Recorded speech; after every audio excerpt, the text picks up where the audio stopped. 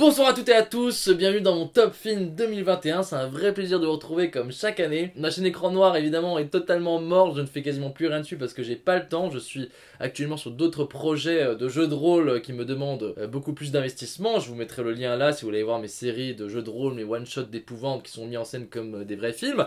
Mais chaque année en tout cas c'est toujours un plaisir, c'est un truc que je vais garder je pense pendant très longtemps. Parce que moi ça me fait un très bon souvenir et ça me fait toujours plaisir de pouvoir en discuter avec plein de monde et avec vous notamment. Je fais mes tops et mes flops films de l'année. Donc c'est toujours une série qui est totalement arbitraire parce que pourquoi 10 films, voilà, mais c'est un truc que je m'impose et c'est un truc que je fais régulièrement. Alors des fois on a des années avec des très bons films, des fois on a des années avec bien moins de bons films, voilà, ben c'est le jeu, c'est comme ça. Je vous rassure, cette année pour le coup ça a été une excellente année de films et notamment également de séries, je vais en parler un petit peu avant parce qu'il y a tellement de séries incroyables qui sortent en ce moment que vraiment je trouve que le niveau des séries est bien au-dessus de celui des films en ce moment. Mais j'ai quand même réussi à faire un très bon top et donc c'est ce qu'on va voir aujourd'hui dans mon top film 2021. Let's go! Commençons tout de suite avec les séries incroyables qui sont sorties cette année, de celle qui m'a peut-être le moins marqué à celle qui m'a le plus marqué. J'ai découvert pas mal de séries asiatiques que j'ai trouvé vraiment excellentes, notamment Hellbound qui a un concept complètement dingo. C'est le monde dans lequel nous vivons mais il y a des gens qui ont des apparitions d'espèces de démons qui leur disent qu'ils sont condamnés à l'enfer et 3 jours plus tard ou 5 ans plus tard quand la prédiction se réalise, il y a des espèces d'énormes monstres qui débarquent sur Terre pour les tabasser, qui les tuent devant tout le monde et qui les amènent en enfer. Alors vraiment c'est un constat départ un peu what the fuck, mais en fait la série parle pas du tout de ça. C'est presque un peu une excuse, un peu comme je trouve le scénario de The Leftovers. On a une situation de base fantastique assez incroyable, mais en fait c'est plus une excuse pour parler de la famille, de la dérive de la religion, des dérives voilà, d'internet, de la communication, des médias et tout ça. C'est vachement intéressant, voilà, j'ai trouvé que la série était très bien foutue. Il y a des partis pris assez radicaux en plein milieu de la série qui changent tout, la fin est très intéressante, voilà, je vous la conseille, je trouve que c'est une série qui pose plein de questions intéressantes. C'est très bien joué, c'est bien foutu, c'est prenant, voilà, c'est assez étonnant. Hellbound. Également en série que j'ai découvert mais qui est sortie l'année dernière mais j'ai découvert cette année donc je la mets en 2021, c'est Alice in Borderlands. C'est une série complètement what the fuck qui est adaptée d'un manga où c'est des gens qui se retrouvent projetés dans un espèce d'univers parallèle où tout le monde a disparu. D'ailleurs il y a une scène assez incroyable où ils sont à Shinjuku, donc le quartier assez emblématique de Tokyo, où c'est un plan séquence et on suit les personnages à travers la foule immense. Ils vont dans un souterrain et ils vont se cacher dans les toilettes et toujours en plan séquence, ça ne coupe jamais et quand il sort des toilettes, Shinjuku est totalement déserté. Donc ça a été fait en réel et je pense qu'ils se sont vraiment bien marrés à le faire. En fait tu fais disparaître des milliers de personnes quoi. Donc voilà, le concept est hyper cool et en fait c'est la première fois, ça faisait très longtemps que j'avais pas eu ça, que j'ai ressenti l'ambiance d'un manga dans une série. Alors que le manga a tout pour être what the fuck et pour paraître un petit peu bizarre quand tu passes du manga à la série en live action. Mais là pour le coup je trouve que ça a marché vraiment bien et j'ai vraiment retrouvé des sensations que je retrouvais quand je lisais des mangas un peu what the fuck. Ça se tient très bien, c'est bien foutu, tu sens qu'il y a du budget, les personnages sont intéressants et creusés, il y a du suspense, chaque nouvelle épreuve qu'on leur fait subir est vachement intéressante. Donc voilà, je vous conseille Alice in Borderlands, je crois que la suite devrait sortir en 2022. Il y a la première partie de la deuxième saison de Love, Death and Robots qui est sortie. Ils ont sorti qu'une partie parce qu'évidemment ça prend du temps à réaliser tous ces courts-métrages. Elle est un petit peu en dessous au niveau de la qualité globale de la première saison. Après il y a quand même 2 ou 3 cours qui m'ont vraiment marqué. Celui qui m'a le plus marqué évidemment c'est une espèce de délire futuriste dans lequel il y a des chasseurs de primes qui doivent traquer et tuer les enfants parce qu'il y a tellement de monde et tellement de surpopulation que voilà, c'est devenu illégal d'avoir un enfant. Et donc en très peu de temps on te raconte une belle histoire. C'est bien amené, c'est bien foutu, on s'attache au personnage, c'est hyper beau, c'est hyper bien réalisé. Ouais, si vous connaissez pas Love, Death and Robots, c'est une anthologie de plein de courts-métrages d'anticipation, de science-fiction, de différentes qualités, mais vraiment dans la première saison il y avait des trucs incroyables. Dans cette saison 2 aussi, voilà, j'attends évidemment avec impatience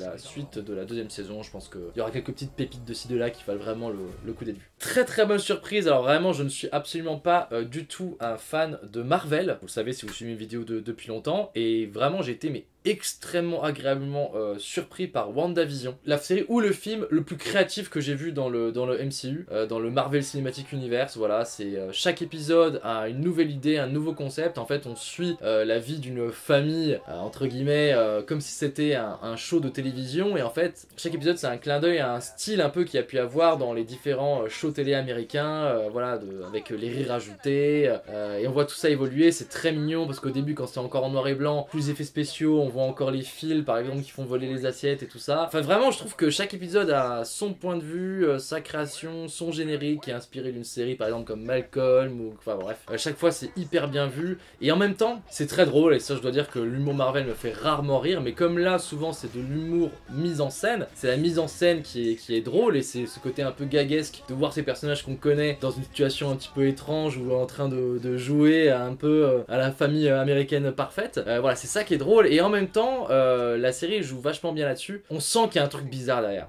On sent que ce qu'on regarde c'est pas normal, c'est pas ce à quoi on est habitué avec ces personnages. Et il y a un truc bizarre et tu te demandes est-ce que vraiment c'est juste un peu une série pastiche de personnages qu'on connaît déjà ou est-ce qu'il y a un petit truc un peu plus insidieux, un peu glauque. Et dans chaque épisode à un moment, il y a un truc qui part un peu en couille. Dans cet univers de télévision américaine qu'on vient de créer, il y a un truc qui va pas, un truc un peu bizarre. Et chaque fois t'es un peu en mode bah, il y a un truc chelou là. Et tu sens qu'il y a un truc sous-jacent qui pèse un peu. Et je trouve que la fin de la série, même si ça revient à un truc un petit peu plus marvelisant, je trouve que voilà, le dilemme des personnages sont hyper intéressants. Tu te mets totalement dans l'esprit de ces personnes. Et le retournement de situation à la moitié de la série est vraiment super quoi. Tu te dis, ah ouais, ok, ça te met un coup de froid, ça te jette un seau d'eau à la gueule, et t'es en mode, ah waouh, ça va être stylé, let's go!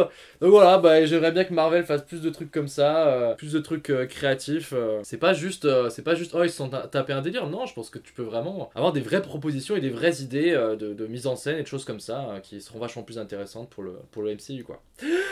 Mais bon, on en parlera dans le flop du MCU, voilà. Spoiler alert. Incroyable, tout le monde en parlait. Regarde Arcane.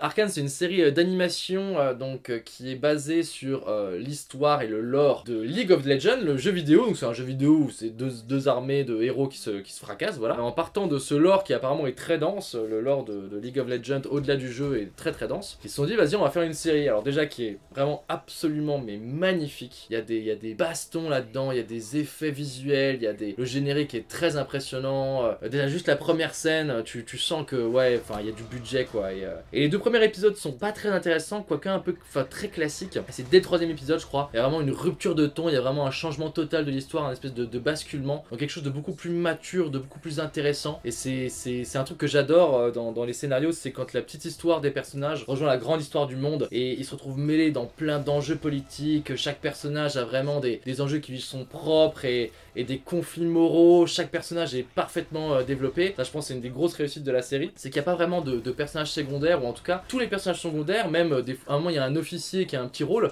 mais il a une histoire qui est creusée, il a une histoire qui est aboutie, il a un développement narratif qui est terminé. Et ça je pense c'est l'effet du jeu vidéo où chaque personnage avait un lore particulier, une histoire particulière qui lui était importante et propre. Et ben ça a permis de créer dans la série des personnages absolument passionnants, creusés, profonds, et c'est ultra prenant, c'est ultra beau. Après moi tout le monde disait ouais j'ai pleuré, bon voilà, je suis peut-être devenu une horrible créature terrible et insensible. Les scènes de combat sont super bien montées et assez intenses, mais je me souviens ce qui m'a marqué moi c'est le scénario quoi. Il y a des dilemmes de personnages, des trucs que j'aime bien dans Game of Thrones quoi. C'est pas parce que t'es gentil et que t'as envie de faire le bien que tu vas toujours réussir à faire le bien, et voilà, enfin c'est très con hein, mais voilà, c'est un truc que j'aime bien. Donc, voilà, on parle de trucs matures, pas de trucs futiles et tout ça. Top, Arcane, incroyable, franchement trop hâte de voir la fin. Alors ils ont mis 6 ans à la faire, donc je sais pas si on aura une autre saison, une autre série. Alors moi j'aimerais bien carrément qu'ils changent carrément tous les personnages, qu'ils partent dans un autre endroit, qu'après ils les fassent se rejoindre. Voilà, je pense qu'il y a énormément de possibilités. Faut qu'on donne du budget à ces gens et qu'ils produisent la série en mars quoi, voilà. Également, putain j'ai même pas commencé le top, faut que je sois plus rapide. Fondation,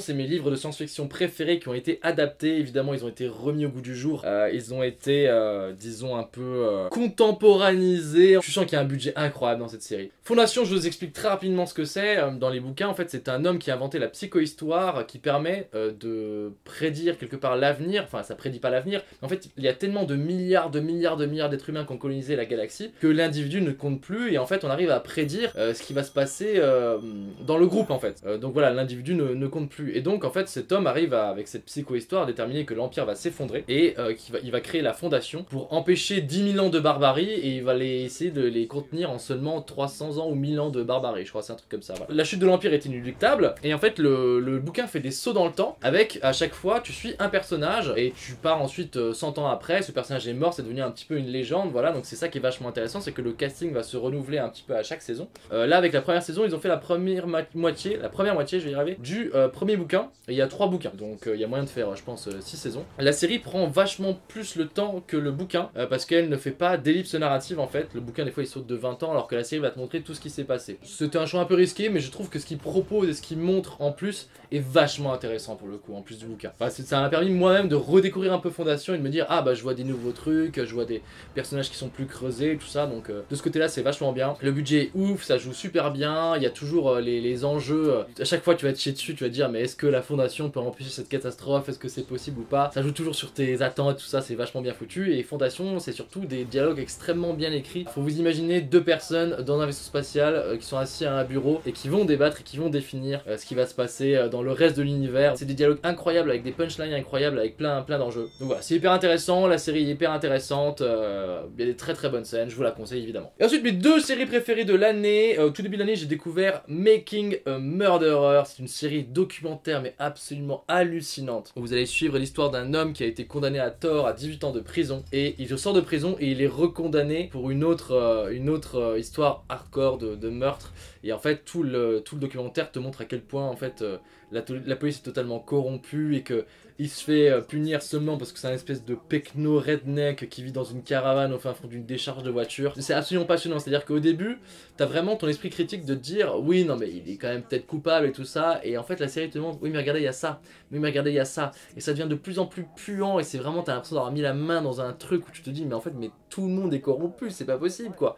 Et il y a 2 saisons, les prochaines saisons sortiront je pense dans bien longtemps parce que la vie de ce monsieur est encore en cours, mais ouais t'as vraiment l'impression de regarder un vrai thriller quoi, c'est passionnant et puis c'est terrifiant en même temps de dire que c'est vrai, ça te fait poser beaucoup de questions voilà, sur le système judiciaire américain, sur plein de choses, et puis voilà ça a des vibes un peu de thriller à la David Fincher et trucs comme ça, enfin c'est trop bien quoi, c'est énorme. Je l'ai binge-watché mais je ne pouvais plus m'arrêter, tous les personnages sont très attachants, voilà, assez touchants et tout ça, et passionnant. Voilà, Making a Murderer, si vous ne connaissez pas, c'est une des meilleures séries documentaires que j'ai vues, une des plus palpitantes que je connaisse de ma vie. Dernière série que moi j'ai adoré et que j'ai découvert cette année, c'est Formula One. Écoutez-moi bien, je n'en avais rien à foutre de la Formule 1, je trouvais ça chiant à mourir de regarder ça, je trouve ça hyper répétitif, en plus j'étais en mode bah, ça pollue, c'est de la merde, je n'y connaissais rien.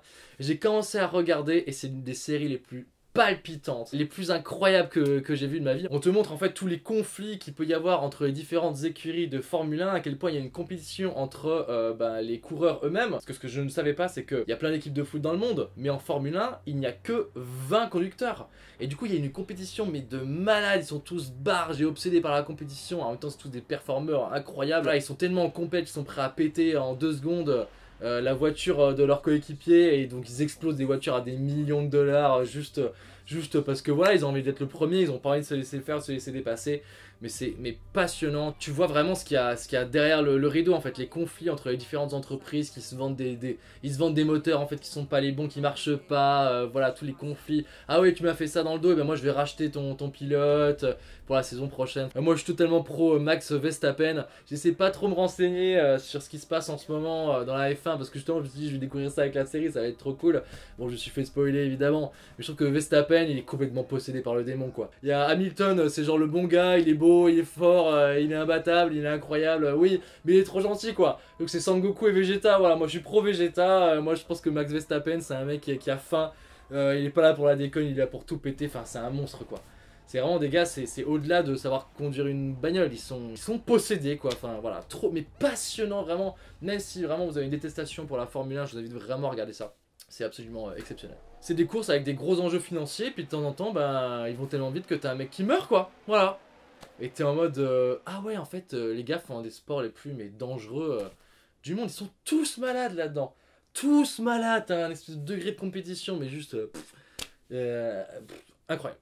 Incroyable. Voilà, c'était mes séries préférées de cette année. Vous avez vu, il y avait un gros paquet. J'enchaîne vite, on n'a pas le temps, la vidéo va être super longue. J'enchaîne sur mon fameux top 10 des films préférés de 2021. Évidemment, le premier, celui que j'ai préféré. Évidemment, le deuxième, celui que j'ai le moins aimé, même si je les ai tous beaucoup aimés. Vous allez voir, ils sont tous Super. Numéro 10, c'est un documentaire que j'ai vraiment beaucoup aimé parce que j'aime bien les histoires un petit peu sombres et intrigantes. Ça s'appelle Three Identical Strangers. J'ai même pas envie de vous dire de quoi ça parle parce que je trouve que la découverte de cette histoire assez incroyable fait partie du plaisir du documentaire.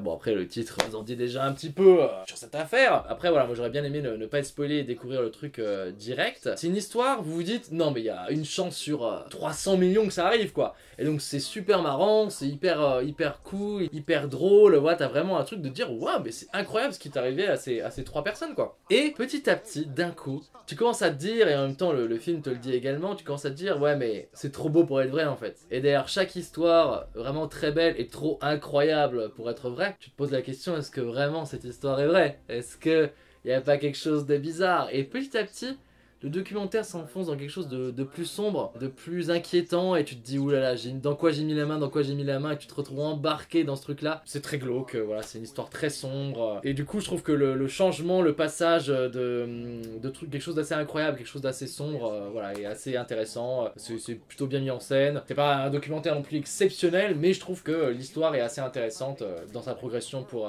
l'avoir mis en numéro 10. Numéro 9. Numéro 9, c'est un film totalement badant. Ça s'appelle Sound of Metal. C'est l'histoire d'un batteur dans un groupe, enfin ils sont un duo de métal qui d'un coup perd l'audition. Il n'entend plus et en fait donc tu vas suivre la vie de cet homme qui va essayer de faire des opérations pour retrouver l'audition, enfin en tout cas qui devient sourd, voilà, et c'est un film sur le deuil.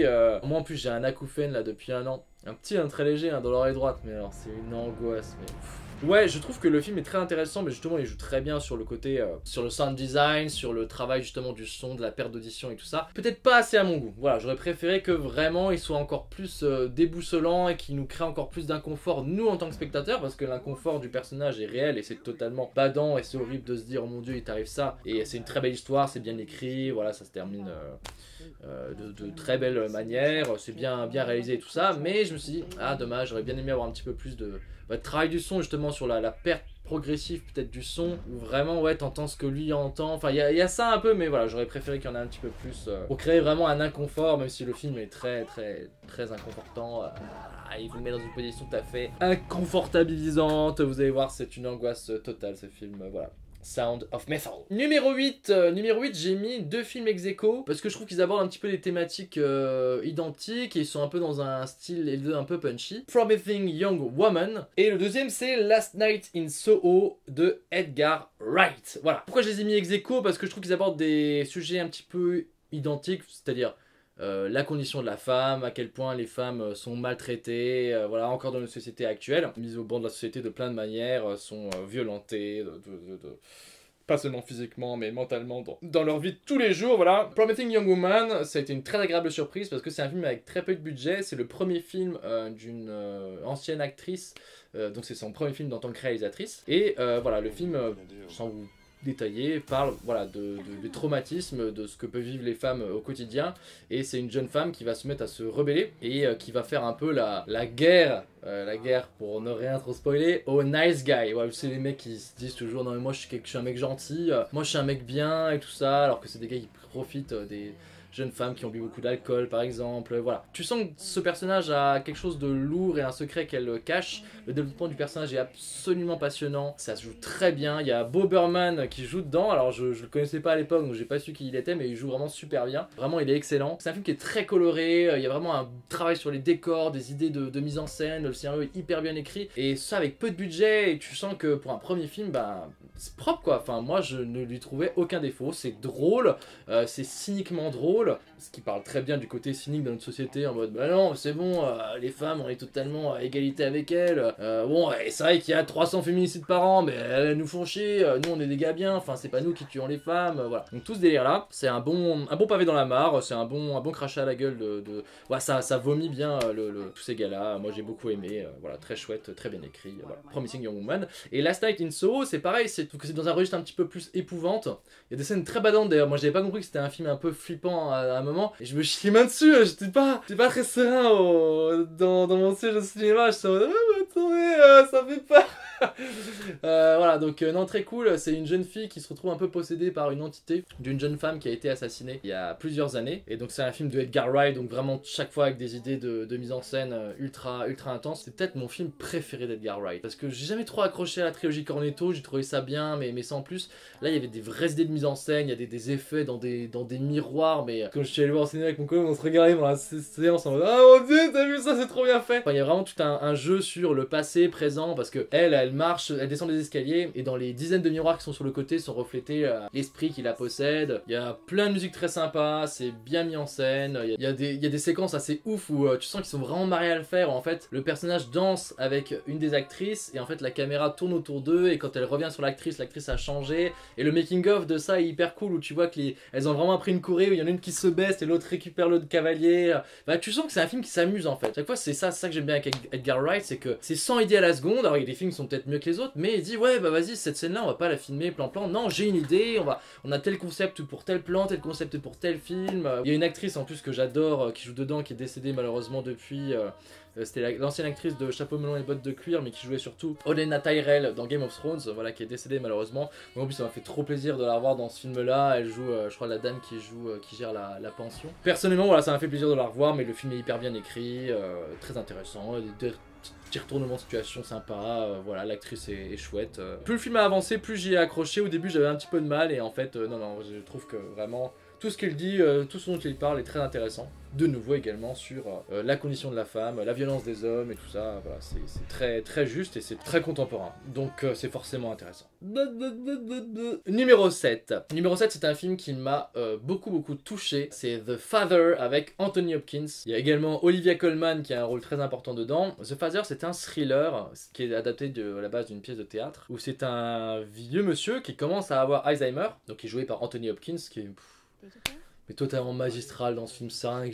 Oui, je vais renforcer des portes ouvertes, mais tu pourrais dire après qu'il y a des acteurs en vieillissant qui perdent un peu de leur superbe. Mais alors là, puis vraiment je trouve que c'est un rôle qui le change de ce qu'il a d'habitude, ce mec un peu vieillissant quoi. Donc voilà, c'était un monsieur qui a Alzheimer, et à un moment il se réveille le matin, il se réveille, et en fait sa fille qui vient lui rendre visite tous les jours, c'est plus la même personne. Et t'as vraiment tout ce truc de se dire, mais je suis Alzheimer, où il y a un truc chelou qui est en train de se passer là, voilà. Et donc toi t'es témoin de ça, c'est trop bien parce que tu vois il y a des petits trucs qui changent, il y a des objets qui sont plus à la même place et tout ça. C'est vraiment un film qui s'intéresse aux détails dans sa mise en scène, voilà, du coup c'est assez intéressant parce que tu vois toujours, c'est un huis clos, hein, t'es toujours dans l'appartement, dans le même appartement, mais il y a des petits trucs qui changent au fur et à mesure. Tu es plus en plus en train de te dire attends, il y a un truc vraiment chelou, voilà. Donc c'était un film évidemment à twist. La fin m'a tellement pris à contre-pied, et ce qui est quelque part un bon twist, hein, voilà, c'est ce qu'on demande à un twist, c'est un truc que tu t'y attendais pas, et moi je ne m'y attendais pas du tout.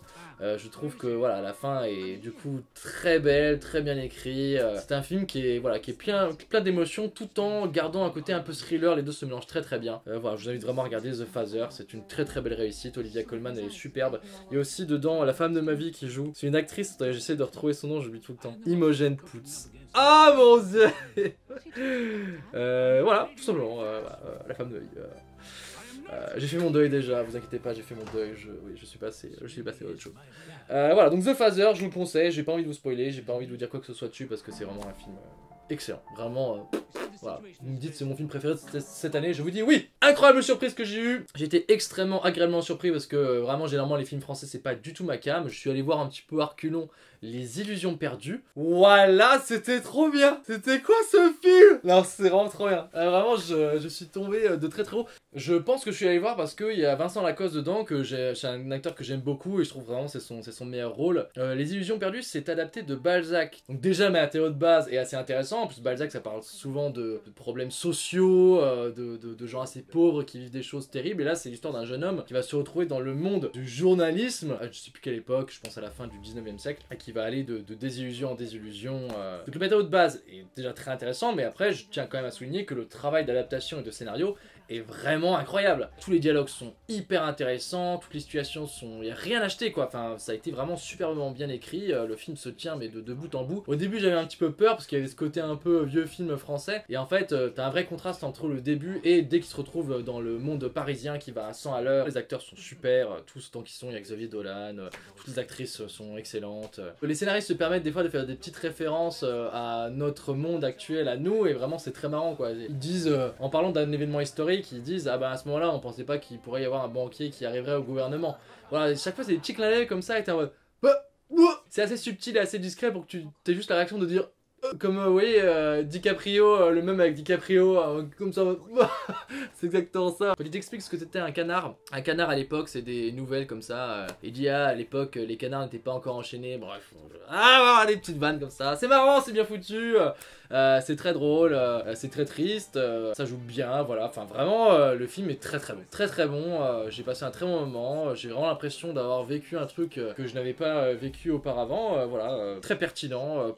Sur tout ce que ça dit sur la société à l'époque, mais qui parle aussi de notre société à nous, évidemment. Voilà. Donc je vous conseille vraiment Les Illusions Perdues, c'était très très chouette. Comme quoi, hein, on dit les films français c'est souvent à chier, c'est des comédies à chier, nul à chier. Et voilà, j'ai été médisant, il y a des choses qui se font les amis, il y a des choses très intéressantes qui se font dans ce milieu du cinéma français. Je sens qu'ils ont aussi tourné beaucoup de scènes, donc il n'y a pas vraiment d'idées de réalisation incroyables, et voilà. Mais le film a réussi à créer quand même cette ambiance qui se tient, et il y a vraiment, ouais, il y a un truc qui se dégage de ce film, qui montre que le film a bien été pensé dans son ensemble, donc c'est très, très chouette. Numéro 5, nous arrivons au numéro 5, alors là, vraiment, ça a été une bonne grosse claque, ça a été une découverte incroyable, c'est Inside de Bo Burnham, que vous pouvez trouver sur Netflix. Alors c'est pendant la pandémie où il y avait les confinements et tout ça, Bo Burnham, qui est un humoriste, s'est dit vas-y je vais faire un espèce de film chez moi complètement enfermé où il y a que moi qui créerai tous les effets, c'est moi qui vais filmer, qui vais enregistrer et tout ça. Et c'est un film du coup qui parle de la solitude parce que c'est quelqu'un qui axe souvent ses spectacles sur un peu le mal-être profond, la dépression, voilà, qui sont moi quelqu'un qui suis en vrai de nature assez particulièrement joyeuse. Je vous avoue qu'au début voilà, ça me parlait pas forcément trop, mais je trouve que c'est tellement bien fait, il arrive à t'embarquer dans son monde, tu vis vraiment pendant 1h30 avec lui son truc.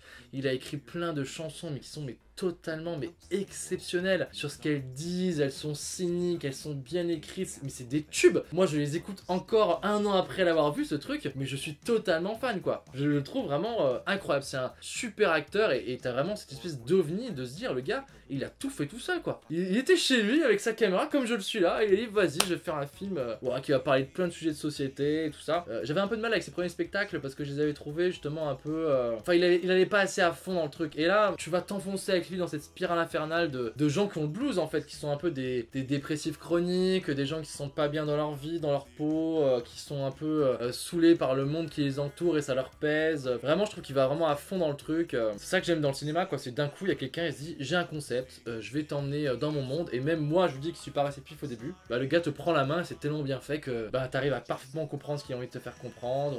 Voilà, ça amène plein de débats, j'ai vu dans les vidéos YouTube, il y a plein de gens qui débattent mais de ouf, de voilà ce que eux ressentent par rapport à ce qu'il a fait, trop bien quoi. Non mais le mec est trop fort, vraiment je suis choqué et émerveillé de ce qu'a pu faire ce mec là tout seul chez lui quoi. Et je trouve que la chanson d'internet c'est une des meilleures chansons de méchants de ces 50 dernières années, voilà.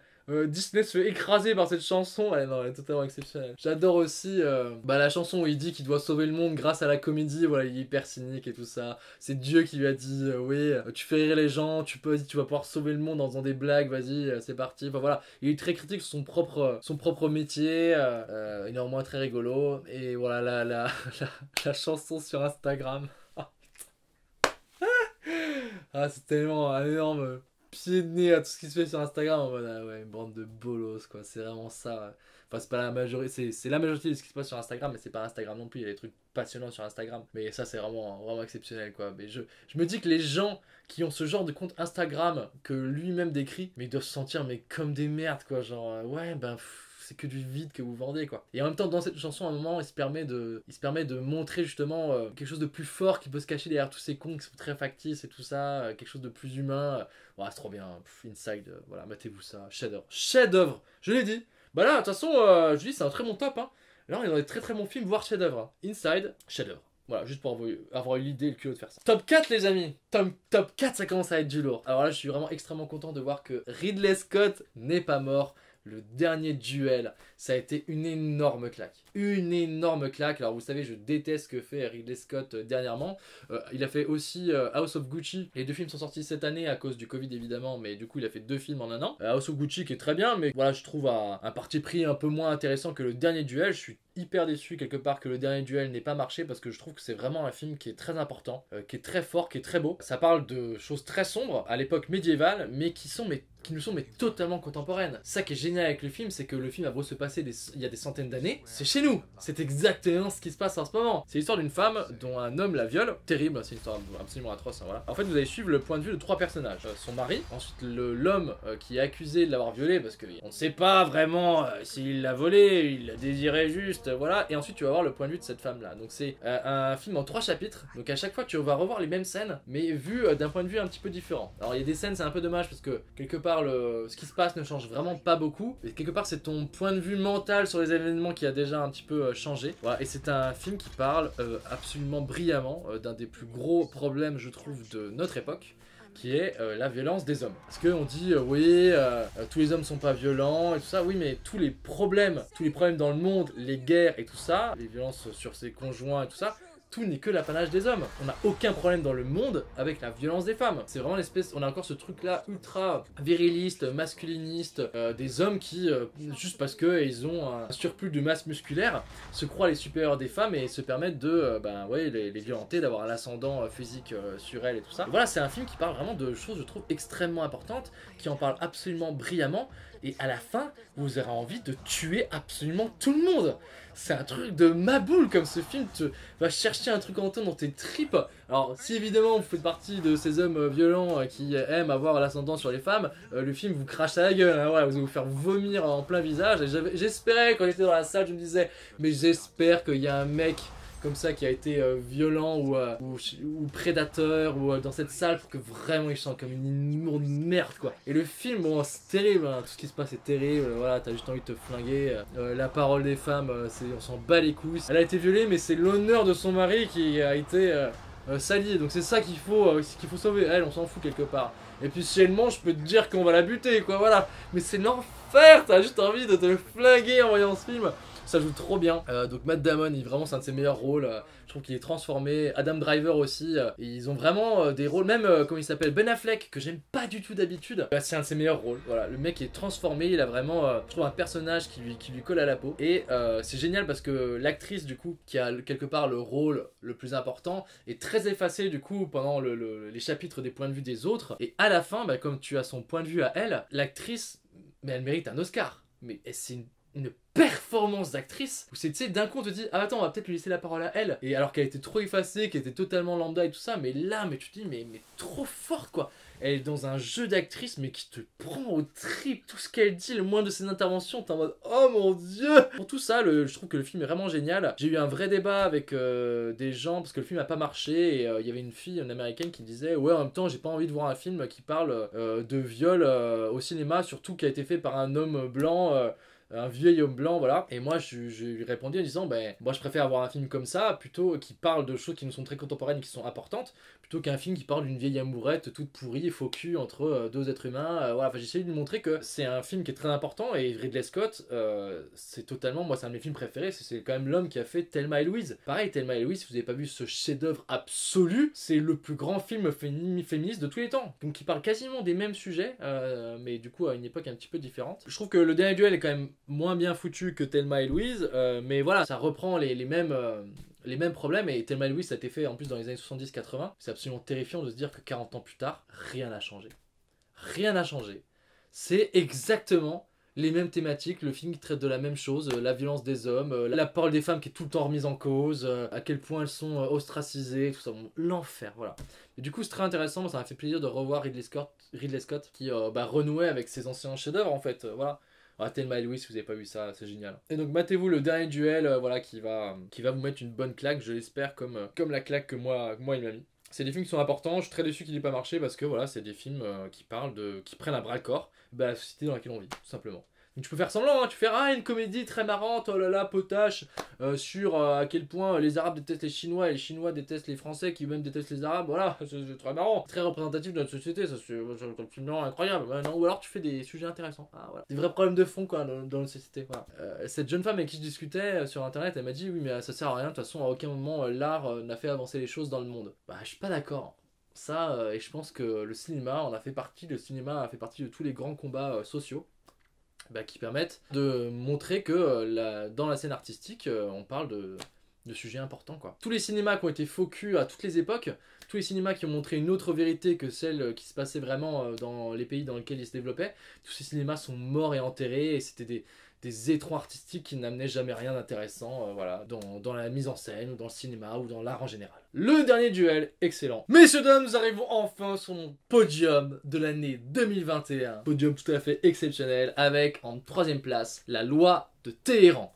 La Loi de Téhéran, c'est un film absolument incroyable qui parle de trafic de drogue. C'est un film, je vais le dire tout de suite, qui a énormément de points communs avec ma série préférée The Wire, qui parle de trafic de drogue et d'à quel point ça marque les vies de toutes les personnes qui tournent autour de ce trafic de drogue, aussi bien les policiers que les trafiquants, que les personnes qui subissent ça. Je pense que le film en est quand même assez inspiré parce que vraiment tu retrouves la même ambiance. Tu retrouves également des scènes assez drôles. Il y a vraiment un côté un petit peu quand même comique parfois, tout en traitant de sujets extrêmement sérieux, extrêmement profonds, extrêmement intéressants. La Loi de Téhéran prend un parti pris dans l'histoire du trafic de drogue assez radical. Il ne s'agit pas du tout de la traque, du trafiquant et tout ça. Ça commence, ils arrêtent le trafiquant. Voilà, ils arrêtent le mec qui est à la tête de l'organisation. Et tout le film parle de... Et maintenant, c'est bon, on a décapité la tête du serpent, donc a priori c'est réglé. Le problème de la drogue va plus du tout se poser. Et en fait, voilà, tu vois à quel point c'est un cercle vicieux, c'est un système qui s'entretient dans lequel tout le monde, c'est un tourbillon, quoi. C'est le maelstrom duquel personne n'arrive à sortir. Il y a des scènes très très fortes, les acteurs mais sont totalement possédés, incroyable, du plus grand acteur au plus petit second rôle. Bon, les performances des acteurs principaux sont vraiment exceptionnelles, mais les enfants, tout, il y a personne qui joue pas bien dans ce film, c'est vraiment totalement fou, quoi. Et voilà, il y a un niveau de réalisme et de jeu qui est vraiment exceptionnel. C'est le commissariat où ils sont tous en train de gueuler: mais de quoi tu parles, fils de pute, me parle pas comme ça, je vais t'éclater, mais c'est lui qui m'a fait chier, donnez-nous des conditions de travail correctes. Tout le monde s'engueule et tout le monde fait... C'est un film où tout le monde ne fait que gueuler, vous allez voir. Ça va à fond, ça prend pas le temps de respirer.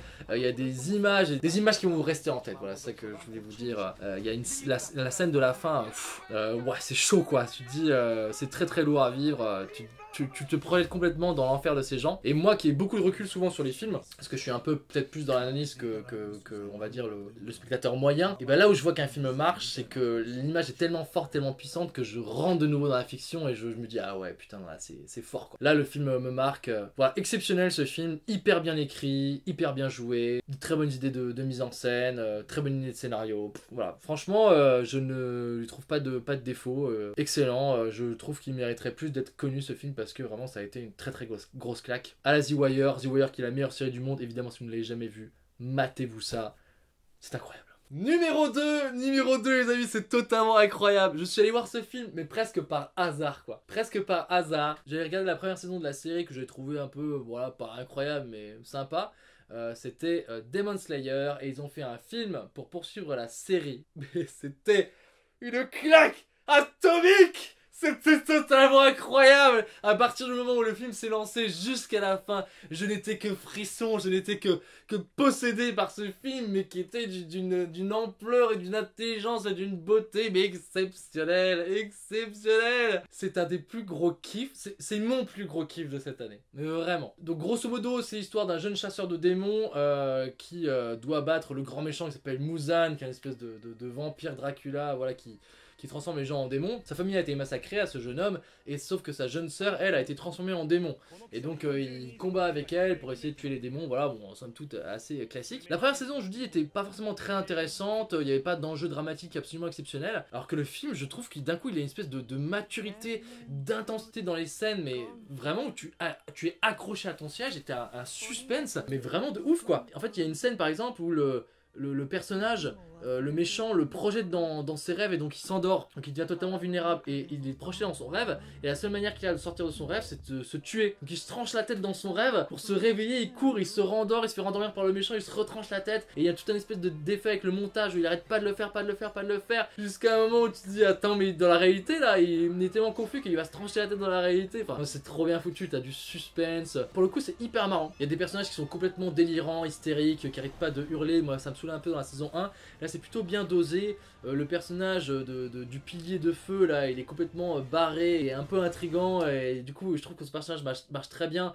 et il devient très sérieux dans les scènes qui méritent d'être sérieuses, et surtout l'animation de cet animé mais totalement incroyablissime quoi. Il y a des effets de toutes les bastons, ils sont chorégraphiés, les duels de sabre et tout ça, t'as des effets dans tous les sens, mais c'est merveilleux à regarder quoi. Et dans le cinéma, tout le sound design, les bruits des impacts, les bruits des coups qui se mettent, mais tu ressens tout, fait vraiment, il y a un travail là-dessus, mais qui était exceptionnel quoi. Exceptionnel, c'est épique as fuck.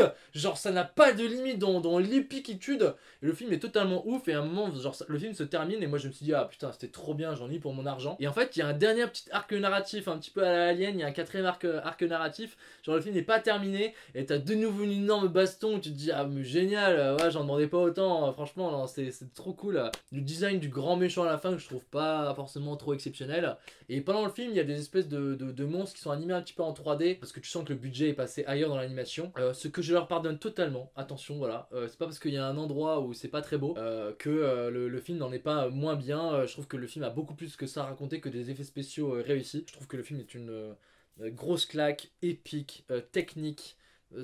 Franchement c'est un des animés les plus beaux que j'ai vu de ma vie quoi. Mais surtout agréablement surpris au niveau du travail du son, voilà, qui est vraiment exceptionnel. Bah voilà, si vous connaissez pas Demon Slayer, donc si j'ai bien compris il y a une saison 1, le film qui en fait correspond un peu à la saison 2, il y a une saison 3, il y aura un dernier film pour clôturer voilà, le manga qui est terminé. Je l'ai pas lu hein, donc ne me spoilez pas, qui est terminé dans la réalité. Voilà, donc Demon Slayer énorme. J'ai toujours des attentes chaque année, mais je me laisse toujours aussi être agréablement surpris. C'est rare qu'une surprise arrive en deuxième place de mon top et ce soit une péta aussi incroyable et exceptionnelle que Demon Slayer.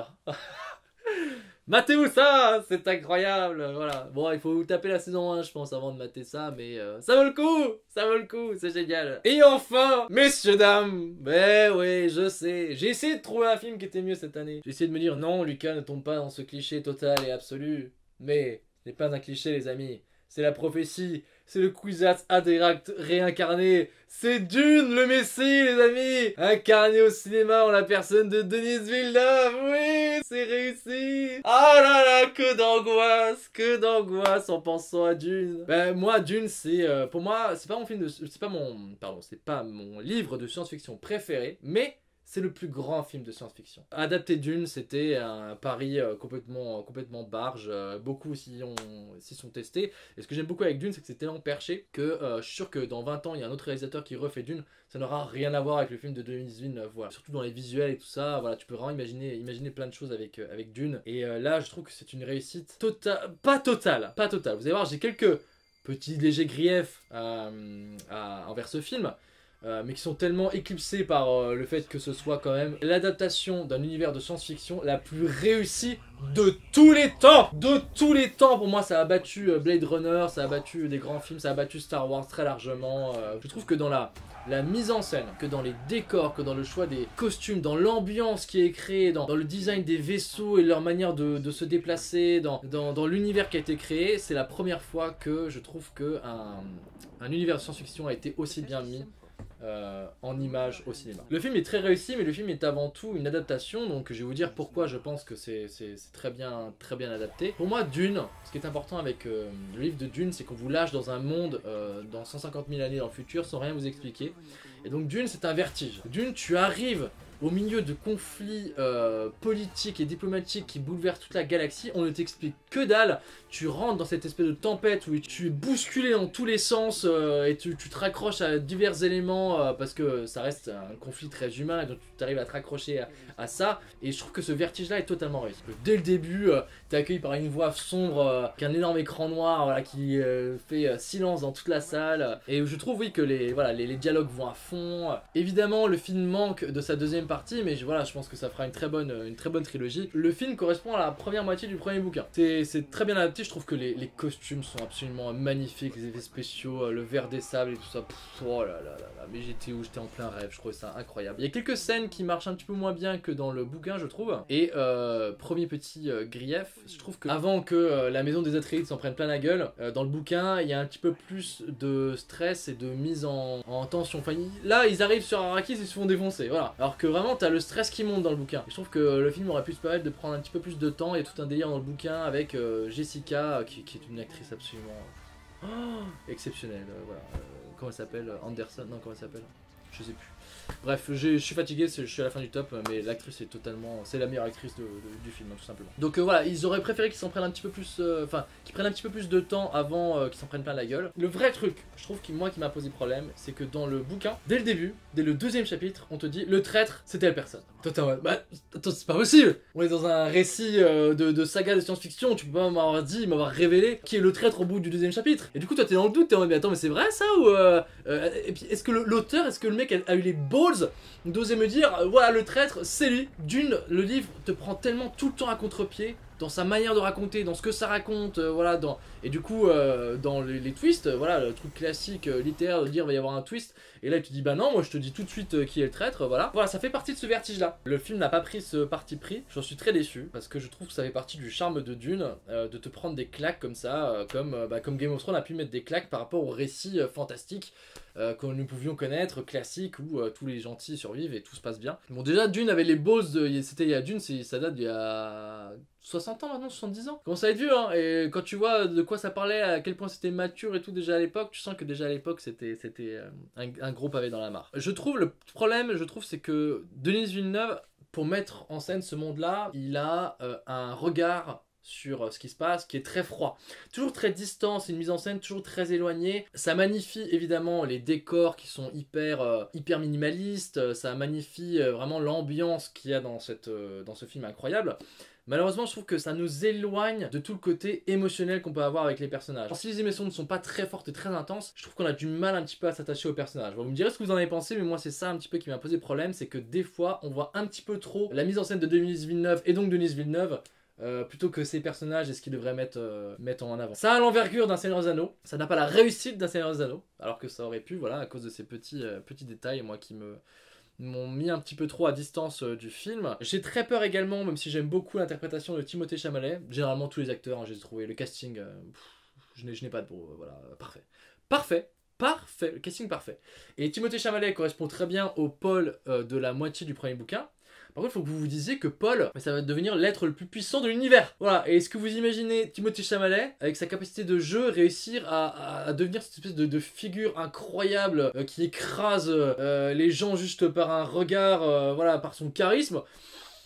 Je demande à voir, mais je suis trop content parce que Dune a cartonné partout dans le monde, ça a été une réussite totale, évidemment nous allons avoir une suite, voilà, alléluia, il nous fallait ça, putain, c'est une nouvelle saga incroyable. J'ai pas eu le temps d'aller voir en IMAX, parce qu'il est resté qu'une semaine, après il y avait James Bond qui sortait, donc à Paris, toutes les salles IMAX projetaient James Bond, et je suis trop déçu parce que j'ai pas eu le temps. L'IMAX, c'est, vous avez un écran encore plus gigantesque, vous voyez encore plus d'images que ce que vous avez vu, et c'est tellement un film qui travaille sur le gigantisme des vaisseaux, des vers, des monstres et tout ça, des décors, que voilà, ça aurait été assez exceptionnel, voilà.